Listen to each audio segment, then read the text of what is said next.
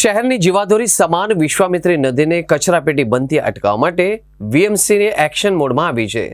નદીના બ્રિજ અને કિનારા પરથી બેફામ રીતે કચરો અને કન્સ્ટ્રક્શન વેડ એટલે કે બાંધકામનો કાટમાળ ઠાલવતા તત્વો સામે હવે કોર્પોરેશન દ્વારા કડક કાયદાકીય અને દંડાત્મક કાર્યવાહી કરવામાં આવશે।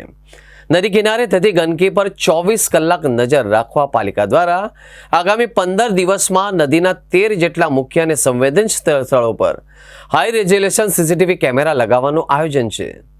આ કેમેરા સીધા સ્માર્ટ સિટીના કમાન્ડ એન્ડ કંટ્રોલ સેન્ટર સાથે જોડાયેલા રહેશે, જેથી નદીમાં કચરો ફેંકતા લોકો પર ચાંપતી નજર રાખી શકાય। ઘણીવાર લોકો રાત્રિના સમયે અથવા તો વહેલી સવારે વાહનો લઈને આવે અને બ્રિજ પરથી સીધો કચરો કે પ્લાસ્ટિક નદીમાં પધરાવી દેશે। હવેથી સીસીટીવી ફૂટેજના આધારે કચરો ફેંકનાર વ્યક્તિ વાહનની ઓળખ કરવામાં આવશે। આરટીઓમાંથી વાહનના નંબર મેળવીને સીધા માલિકના ઘરે એક મોટો દંડ ફટકારવામાં આવશે અથવા તો ઈ ચલણ મોકલાશે। કન્સ્ટ્રક્શન સાઇટનો વેસ્ટ કે કોમર્શિયલ કચરો ઠાલવતા પકડાશે તો તેવા વાહનો પણ જપ્ત થઈ શકે છે। આ પહેલા પણ કાલાઘોડા બ્રિજ, રાત્રિ બજાર બ્રિજ, ભીમનાથ બ્રિજ જેવા વિસ્તારોમાં સીસીટીવીની મદદથી નદીમાં ગંદકી કરતા 25થી વધુ લોકોને શોધીને હજારો રૂપિયાનો દંડ વસૂલવામાં આવ્યો હતો। જે વિશ્વામિત્રીમાં ગત વર્ષે જે કામગીરી કરવામાં આવેલી એ કામગીરી દરમિયાન આપણે 22,000 મેટ્રિક જેટલું કન્સ્ટ્રક્શન ડિમોલિશન વેસ્ટ તેમજ 960 ટન જેટલો પ્લાસ્ટિક વેસ્ટનો નિકાલ કરવામાં આવેલો હતો।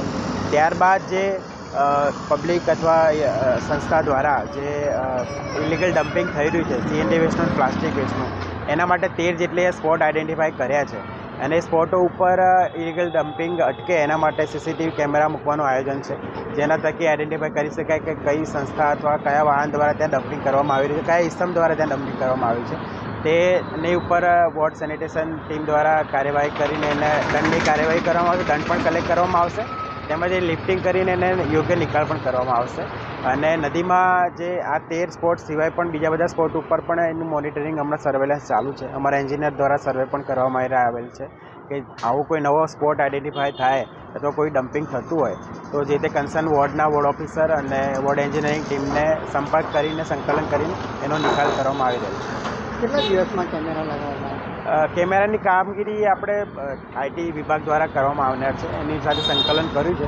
10 થી 15 દિવસમાં એ લોકો કેમેરા ઇન્સ્ટોલ કરવામાં આવશે।